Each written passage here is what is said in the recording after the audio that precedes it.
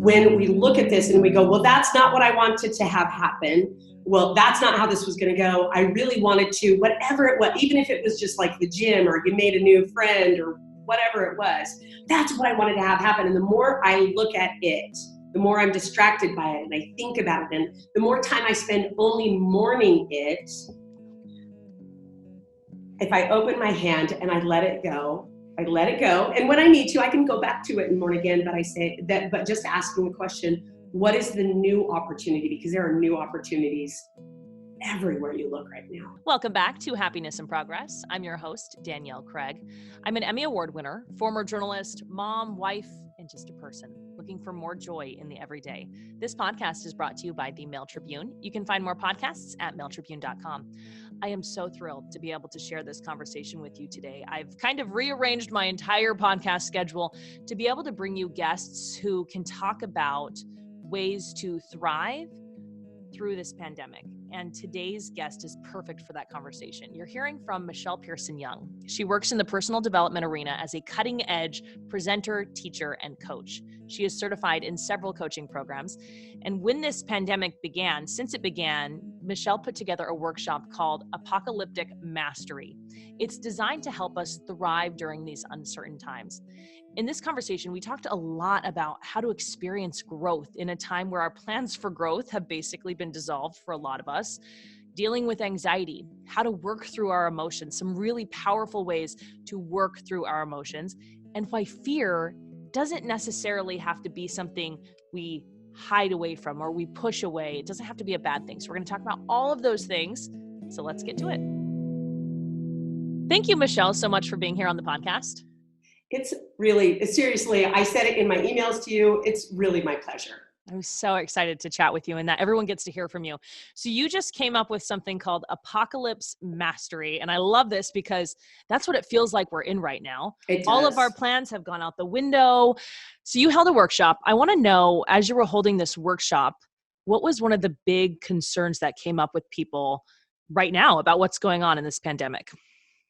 You know, Danielle, I was really surprised. I was genuinely surprised. I had a great turnout in the workshop, and I was really surprised because what I heard from at least the people that are attracted to what I do, what I heard from them was, you know, this is such an opportunity.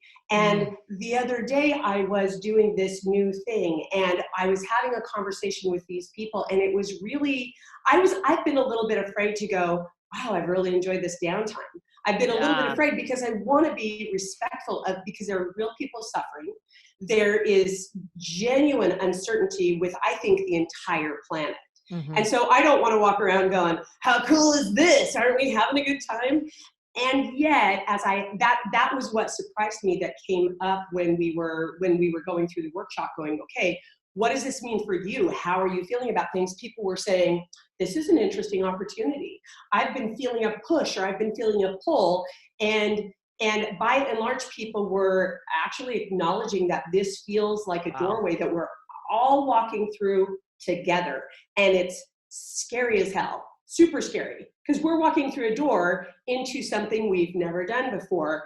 And it's really scary, but we're all together. And I was delighted to find that at least the people that I talked to in the workshop had that same feel about them. It was what's going on, but also what's the opportunity here? Yeah. So if someone's listening and they're not there yet, how can they make the mindset shift that this is an opportunity, not a time of chaos? This is such a good question. And I would just shift the words just a tiny little bit. This is an opportunity, and it's also scary. What we want to do is we all want to feel safe, right? So I talk to thousands of people, right? I talk to a lot of people, and they come to me, and whether or not they end up engaging with me as a client, I get a feel for what they're looking for. And it's always been fascinating to me, because I'll do what I call a creation session with people. You might, do something the same way. And I'm asking them forecasting questions, and nobody ever has given me the same vision. You could have everything the same, but nobody wants the same thing, except for one thing. There's one thing that everybody wants, and it expresses in them differently. What it means to them is a little something different, but it's the same thing. And that's freedom. Mm-hmm. People want to feel free to buy what they need, to buy what they want. They want to be free to spend time with their family. They want to feel free to express themselves creatively. And so for people who are going, this is just a cluster. This is, I am really terrified. The number one thing that I get to do for my clients that come to me like that is say, yeah, this is scary, and you get to be scared and you get to feel that. And so that's the shift I would invite all of us into, is to go, yes, this is scary, and it's an opportunity. Those two things are not mutually exclusive. Yeah. And you were talking about on one of your Facebook Lives that fear isn't necessarily something you need to get rid of to move forward. Yes. And so on my path to discovery, I've had a very good life. I want to be clear. I've had a really good life. And I could also spin it so you'd be like, you did what? What happened to you? Right? I mean, I think we could all do that. And for a long time, as I went through my ups and downs, and I thought, well, I have a really good life, so I shouldn't feel, and then you can fill in the blank, right? I shouldn't feel scared. I shouldn't feel sad. I shouldn't, whatever it is, whatever the negative emotion that we're feeling. But the truth is that our emotions are actually they're actually fuel.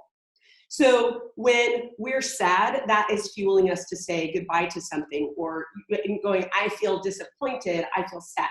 So sad is something to be expressed and literally processed because it will stay in your body. Fear, anger, a lot of times, especially women, but I find my male clients too really aren't any different. We're told not to be angry. A soft voice turneth away wrath. But the fact is that anger is just a guidance model, if you will, to go, something happened and it's not okay with me. And so if I acknowledge that, in other words, process it and go, even if I say to my husband, I feel angry right now. Actually, can I tell a quick story about processing anger? Oh, yeah. It's actually kind of funny. So I really like coffee. I mean, I really like it a lot.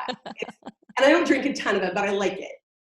And when we travel, sometimes I will come home and there's no coffee in the house. And I've talked to everybody and I've said, look, I'm happy that you drink my fancy coffee because I think good coffee is important. And that's all cool, but I want at least one cup when I got home. If there's enough for one cup, we're all good. It's all good. But the last trip that we came home, there's a new baby. Our son and his wife live in an apartment in our house, but we share a kitchen. And, it was just life that happened. And I was livid. I knew on the one hand that stuff had come up. They're thoughtful. It's all good. I knew something had come up, but I still didn't have my coffee. And I'm pounding around my kitchen, and and Aaron's in the kitchen, and I'm just pounding around. And he's like, I think he said, I'm kind of throwing him under the bus. We had a great conversation. He said, you're overreacting to a crazy extent. And I said, I'm angry and you don't ever get to talk to me like that again. And he said, how come you get to have your emotions and I don't? And I said, because I expressed emotions and you expressed an opinion that's not valid. I think your emotion is fear. You're afraid that because I'm angry over something as inane as coffee, that I'm going to be mean to somebody or not be reasonable about the circumstances. I'm expressing anger. But I did it in my kitchen going, I'm slamming this thing because I wanted something and I didn't get it, right? Like a 3-year-old, but I didn't say these damn people they should learn respect. And I didn't do any of that. And then when we turned it around and I said, no, that wasn't your emotion. He was like, oh, fear was my emotion. So what we do is we mix up feelings and what you do with feelings or what you say when you have feelings. And when we're really careful about what we do and say, we can process the heck out of them as much as we need without damaging ourselves or anybody else. But we have to do it or get stuck. Yeah. And I think most of us can identify with just pounding around a kitchen, being angry about something. So anything. Why is it important that we start what's the first step to start processing those emotions? Because we're all having a lot of emotions right now. A lot of emotions. And I personally had a breakthrough over this because I think all of us, regardless of the work we're doing or, no matter what your situation in the world, we all feel uncomfortable right now. Yeah. And so I'm an artist and I was sitting in my studio, maybe 4 or 5 days ago. I'm sitting in my studio and I'm getting ready to paint, but I have some emotions, right? And the emotions don't match the painting I'm doing and I don't know what to do. So I just sat. So I would say number one, sit. And I asked myself, what am I feeling? This is very methodical. And I don't think we're taught to be methodical with our emotions. Like, what do you do with that? You're angry, settle down. Mm-hmm. Okay, moving on. Mm-hmm. I sat down and I said, what am I feeling? I'm feeling fear. Then I asked him, so identify what the feeling is. And then this is the second thing, because an emotion is simply an expression of, or a reaction rather, to the thoughts we're thinking. Mm-hmm.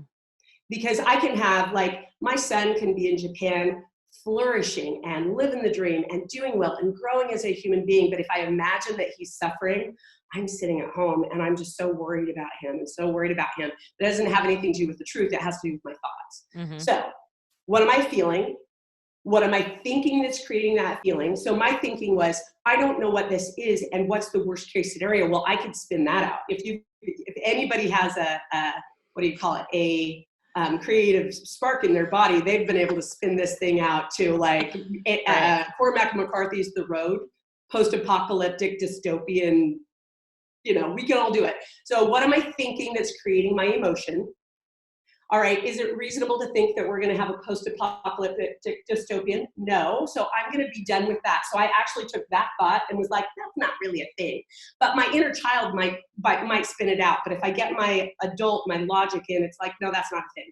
So then I went to recession, financial losses, things that we're all looking at. And then I thought, okay, that's what I'm thinking, and that seems like a thing. Right? So we look at what it is and we go, what might it really turn into? Now, I don't know that that's true. I truly don't know that it's true. But if it were true, then what would I do to prepare? So in my case, what I thought is, what are my assets? And I named them. Who's my team? Who are the amount of people that I am concerned about their well-being, and I have impact on that. And then what do I want to do to begin the process? And really, I'll share with you really quickly, Danielle, and everybody who's listening, what my process was, which is, I don't know what this is. I know that making a run on the grocery store or a run on the bank will negatively impact society, and I don't want to be that person. Mm-hmm. I know that taking a vacation right now and possibly infecting other people, not going to do that either. What can I do? Well, I can call all my people that I can influence, and I can say, what can we do together? Let's all go to the grocery store. And when you go to the grocery store, buy a couple of extra cans. So that's keeping the economy going. In what ways do I want to invest in my business in a way that will have long-lasting effect? In other words, I'm doing a lot of complimentary, putting a lot of content out there because of what I do right now. And it's not in order to make money right now, but I will actually invest in the free content that I'm giving, because ultimately, as this winds out or spins out or whatever, people are going to need more of this, and there will be people who say, yes, I want a coach now. I see how valuable that is. So seeing where we can put our money, not holding on to it and going, I'm not going to spend any dollars, but spending wisely, Mm-hmm. plugging holes. Where am I not getting value for the money that's going out of my house? Well, I'm going to plug that hole, because that doesn't make any sense when there's not an apocalypse. So the point is, everybody's game plan is going to look a little bit different depending on who their people are and what their assets are. But everybody can have a game plan. So I'm sitting in my studio, if you will. It's coming on desk, and we all know desk makes some feelings in us sometimes. Yeah, right. It's coming on desk. I start to put my plan together, and then I say, then I ask myself the question, because I had a plan, I liked the plan, I actually called my husband and shared the plan, and then I asked myself, and he was like, yeah, this is awesome. So then I asked myself, I'm sitting in my studio, it's desk, is there anything I would like to be doing right now in regard to the plan? And I thought, nope, this is a long-term plan. And then I put on my headset and I put on some funky music. I believe it involved banjos, I'm not gonna lie, and I painted. So that's the story form, that's the process. As people are feeling all the feels, Mm-hmm. become aware of them and ask yourself questions about them, and ask yourself, is there something I should or could be doing or want to do right now about this? No? Great, I'll check back in later. I love that. And then you can just release it all. And then you release it, and you, to whatever degree you can, right? Right. But really, it gives you and then you start to feel the little, what's going to happen? And you go, oh no, I got a plan for that. I have a plan for that. Yeah, I love that. That's so wise. Thank you so much for sharing that. For people dealing with a lot of anxiety, did you talk with a lot of people feeling a lot of anxiety during your call? About the unknown? Those aren't the people that come to me. They're, Michelle's not gonna, no, actually, They've made the I steps do. already. Yeah. I actually had a client, this was hilarious. I actually had a client call last week where I was like, how are you feeling? I want to know what's going on for you. How are you feeling? And she goes, I'm fine. And I was like, this isn't bothering you? And she goes, I figured, I'm not joking. She goes, I figured if I needed to worry, you would tell me. And I'm like, did you just put all of your eggs in my basket? Because that is unwise, friend. That's unwise. But I will tell you, Danielle, that there's an anxiety threat in my family that's a generalized anxiety disorder. Mm-hmm. To a certain degree, I experience that, which is specifically for those people who aren't psychological geeks like myself. Generalized anxiety disorder is actually a chemical imbalance in your brain. It's not, and it can be triggered by life events that got dicey, and then you just have this thing. And so while people aren't coming to me in regard to the anxiety they're feeling, I will say that I am no stranger to anxiety, and I actually have a whole bunch of tools and tricks in my own pocket and as needed share with my clients. Would you like me to share a few of those? Yeah, for sure. Because I'm a very type A personality. I like to have a goal. I like to have a plan. I see you. I see you. Right. It just feels right. It feels good.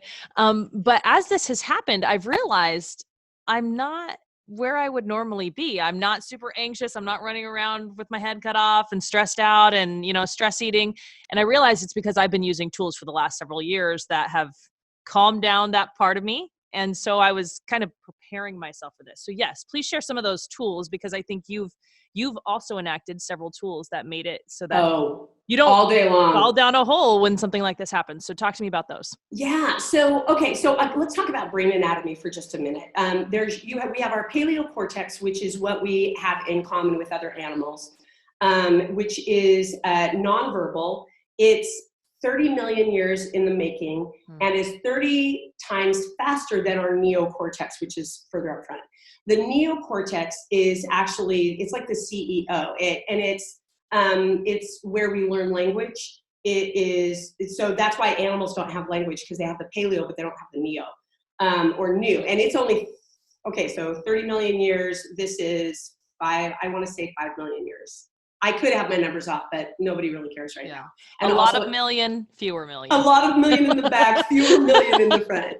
So yeah, whatever. So anyway, the paleocortex is taking in 30 times the information that the neo is. And in other words, it's why you're like, I've got a bad feeling about this. We should maybe go now, right? It's because, and you don't even know why, and you don't have time to know why. That's back in the paleo. You just know, I just feel like I should respond to this. So there are some of you that might find that you had some off-brand behaviors, if you will, before this all began. And you're like, well, that was kind of odd, but now I have my year's supply of dried apricots, right? And you're like, what an odd Costco trip that was. And then all of a sudden you've got all the stuff, and you're like, and it's because your neo or your paleo was taking a whole bunch of stuff in and going, maybe you should definitely buy 2 dozen eggs this time. So now, when we go to anxiety, the control center is up here. Now, remember, I already said that generalized anxiety disorder is a physical thing. So for those of you listening to this who are like, I cannot slow my roll on this, call your healthcare provider, because there are medications that really matter and will impact you. And it's not because you're weak. It's because if you couldn't breathe, nobody'd go, you need to think yourself out of this. Well, sometimes you can't stop your brain, and it's a chemical issue. It's not you. So glad you said that. Yes. Let's say that first, because people don't need to feel like they're wrong right now or weak right now. That's not how it is. I have asthma, and I promise you, I'm not going on the think method to deal with it. I get medicine. So let's all do that. So, back to, can you tell what a science geek I am? I love it. I go geeky on this. So in regard to our anxiety, those things matter, but the neocortex has within it a part of our brain that doesn't feel emotion. And it's called the adult ego state. A lot of people know the id, the ego, and the super ego, but this is a different kind of ego. So it's the adult ego state, and in the adult ego state, it's an information thing only. So in other words, if somebody comes up to me and says, that will be $12.95, ma'am, I go into my adult ego state and I go, I have a 10 and a 5, and that's enough. And I'm not going to worry about how much change I get back because I'm going to give it as a tip. And there's no emotion in that thought process. It's mathematical only. So one of the tools that I use is I actually demonstrated to you in my painting story was I go on a fact-finding hunt, because if I can engage my brain in facts, then I'm not using my child ego state or my parental ego state where all the emotions lie, and we actually get outside of the loop. That's the long version of the story. So that's a tool to use on a regular basis that takes a little bit of practice. An easy one is, oh my gosh, I'm feeling anxiety. This is actually, I almost had a full-blown anxiety attack, which I'm not prone to, at the grocery store on Friday. Wow. And just because the vibe in there, right? Anybody who's walked into a grocery store knows it's a little bit more like a funeral home with food. It's just weird vibe. So one of the things that we can do then, and I actually did that there. We can go through and we activate the adult ego state by saying, what am I seeing? What am I hearing? What am I smelling? What am I observing? And so we go into the what. If you know you're in the adult ego state, if you're asking what questions, what should I do? What do I want to do next? And that sensory too. If I what am I touching? Oh, I can feel the desk right now is really, it's got a kind of a nice wood grain to it, but it's also kind of waxy. And you'll notice that if you're doing that, if you're present literally present making a peanut butter and jelly sandwich, you are not feeling anxiety because you're going, I would like to spread the peanut butter a little bit thicker on the edges because I like the crust, but I'd like it to. Sorry, now I'm going into a peanut butter and jelly anatomy, and we don't need that. Do we? But we might. I love that. And I have learned those same tools from a therapist to deal with my diagnosed obsessive compulsive disorder. So, I mean, that really works. I get you. Yep. And putting in that logical part of your brain really, really helps. So going back to the freedom thing that I said at the beginning about my clients, most people don't know that they're driving the car of their lives. They think that the vehicle is moving them forward and they're just a passenger that's at the whim of the vehicle. What happens when we go into our adult ego state and we start managing our emotions, processing our emotions, speaking our emotions actually from an adult ego state.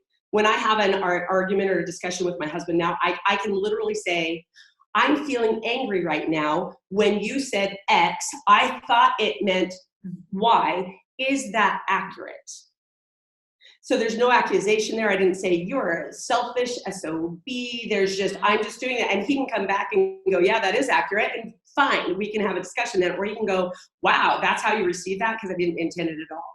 And the same thing is true for all of us. We're all in the driver's seat. In that moment, so where I talked about being angry at my husband and I said what I said, my husband didn't just say a mean thing to me. He said something and I had a thought about it. Remember, that's what I was talking about before. I had a thought about what he said, but instead of being reactive, I came back and I asked for clarity. And that's what we're all doing. That puts us in the driver's seat of the car. And we go, I'm not in charge of this apocalypse cluster. I am in charge of apocalypse mastery, which means, what do I want to do now? But that means I feel in control. And that's the freedom that I talked about at the beginning. And I would say one more thing, Danielle, that you talked about not falling down the hole and not being as stressed. I posted on Facebook, I was listening to an audio book of Rumi's poetry, the Sufi prophet. And the quote was, your old life was a running from the silence. And it really struck me because as I've simply slowed down, I am not really impacted in any way. My work isn't impacted, my circumstances, I've got property and home and space, and my life isn't really impacted. But I realized that my old life was a running from the silence, and everybody else's was too. Almost everybody else is sitting with themselves, with their loved ones, and it's de-stressing a lot of us in a lot of ways. And I've had some guilt feelings about it, but what I'm discovering as I talk with a lot of people is even as we're dealing with an unknown, everybody is going, oh, wait a second. I have a few extra minutes to prepare dinner tonight. I think I'd really enjoy kneading some bread. And I don't know when the last time I said that was. It had to be 10 Right. years ago or more. Right. Isn't that amazing? It really is. I think about my own wake-up call, which was me running from the silence. I was like working around the clock, I was sleeping like 4 hours a night. Oh, And it was bad. It was really bad. And that's real within bad. the space of like 3 months, my husband's heart stopped. Both of my kids were hospitalized. I had a miscarriage. It was madness. Oh, honey. Oh, sweetie. It was hard. Yeah. But I call it my wake up year. And I have actually thought, like, what kind of wake up is this for us? What is the wake up of always being in that car and not driving it? I have shivers. You're giving me shivers. Oh. Do you mind if I talk just a little bit about your wake up Mhm. year? Because nobody would wish that on anybody. That is a truly devastating year. And also, in addition to the disappointment, the devastation, the fear, the illness, all of those things, and also you found an opportunity in it. There was an opportunity to make a dramatic change, and the infinite God, the universe, was going, hey, Danielle, slow down. And that's what's happening for all of us right now. And we would not choose this, not choose it for the people that are truly suffering, the ones that are scared and don't have somebody to comfort them, the financial impact, the reset this is going to be. In my own family, my son is in Japan and has the virus, and there have been job losses within my own family, and yet there's a knowing in the stillness going, we're going to be okay. Mm-hmm. We're going to be okay. And especially if we ask each other for help, for people that are suffering, for somebody who's listening to this and going, I'm not okay and I don't feel okay. Okay, that's okay too. Reach out. I thought of this. I'm going to say this on air. I said this to Aaron this morning, and I know we're almost out of time.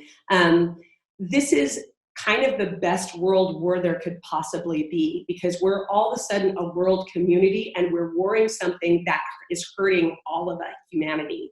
There is not a country against country, a state against state, a household against household. It's how do we get through this? And what made me think of it was that Aaron said to me, he was reading an article this morning and it said that Hanes factories had changed over to making masks. And I thought, well, that's a Rosie the Riveter to a different degree, because we're actually not trying to kill anybody. We're trying to save lives this time. Mm-hmm. That's a world war that I want to be a part of. Yeah. Isn't that amazing? Yeah. Did you say your son has the illness? So my youngest son is in Japan, and the ironic thing is that this kid, this quarantine thing was made for this guy. Mm-hmm. It was made for him. He is the hugest introvert, but he was sick for a couple of days and he just didn't feel very good, and he just had this weird tightness in his chest. So he's in Japan, and he's actually on the Japan's healthcare system because he's a student there. And he called the hotline and he had all the things. And so he's like, here's my 21-year-old who's like methodically going through, I called the hotline, can I have some extra money because I need to order in food? This is what I'm going to do if it gets worse. And I'm like, look at you go. So every day, because he doesn't like to talk to me. I mean, it's not personal. It's just Chase. I just texted him. I actually tried to video chat him because I wanted to see his face, and he didn't answer. So I texted him and said, you don't need to call me back, but I just need a thumbs up to know that you're okay. And he's fine. Okay, that's good. And that's another example of one of the stressful things that we're dealing with right now. Oh, yeah. Oh, it's all over the place. It's not like it's not hitting my family, too. We're all like, oh. Everybody going into this, we all had plans. We all had things to do. We all had goals. Maybe we were doing a new program at the gym, or all the things. Had a new business plan, or we all had plans. Those have mostly probably... They seem like they've gone down the toilet. Wasn't that cute? Yeah, that was fun. Almost overnight. So what would you say to people? How can we still get on a path of growth when our plans are shattered for the moment? It's not in spite of our plans going to the wayside that we'll experience growth, but because of it. So the Buddha said all suffering is based on our attachment to those things that were never meant for us. When we look at this and we go, well, that's not what I wanted to have happen, well, that's not how this was going to go. I really wanted to, whatever it was, even if it was just like the gym or you made a new friend or whatever it was, that's what I wanted to have happen. And the more I look at it, the more I'm distracted by it and I think about it. And the more time I spend only mourning it, if I open my hand and I let it go, I let it go. And when I need to, I can go back to it and mourn again. But I say that, but just asking the question, what is the new opportunity? Because there are new opportunities everywhere you look right now, everywhere. That is so good. That is such good advice. Thank you so Thanks. much, Michelle. Okay, my last question that I ask all my guests, because Okay. this is a podcast about finding more joy in the everyday. What would be your number one tip to finding more joy in the everyday? I've been studying mindfulness and meditation and yoga and neurology and all psychology and like all the things, right?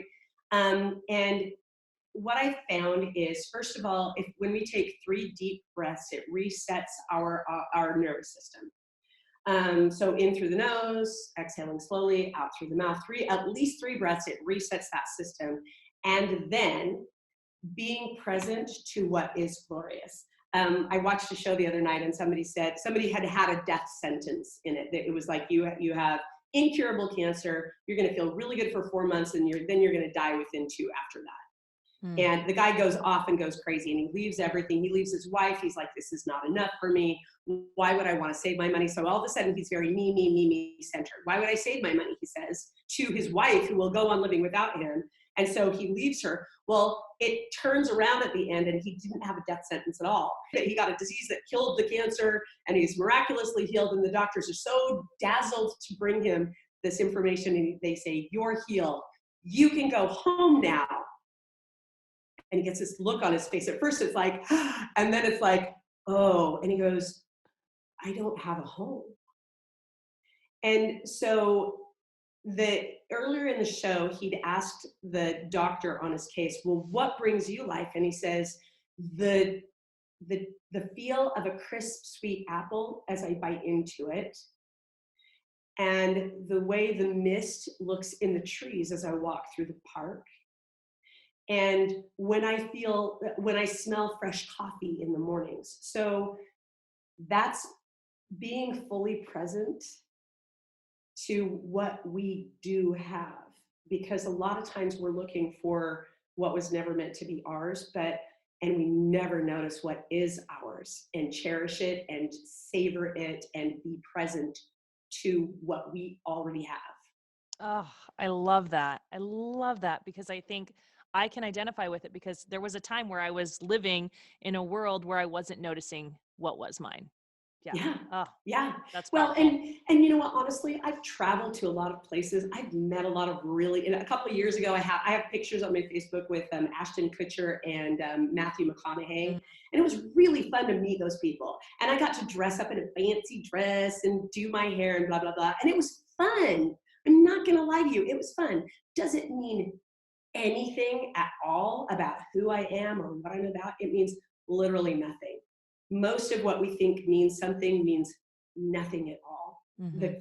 The taste of a crisp apple, keeping a child safe by not going, and I have a cute baby living in my house right now, and really the pure joy that I have is watching him be happy and healthy, and I'm not touching him because, well, so let's boil it down to what we do have and then savor that. Mm-hmm. Michelle, thank you so much for coming on the podcast. I think your words were so insightful and I'm so excited to share them. I hope you enjoyed hearing from Michelle. She is just incredible. I loved all of the experience that she was able to share with us with some real tangible tools we can use. I, of course, am going to link all of her information in show notes. You'll be able to find her through her social channels as well as her website. So go look for that. And I want to thank you for being here on Happiness in Progress.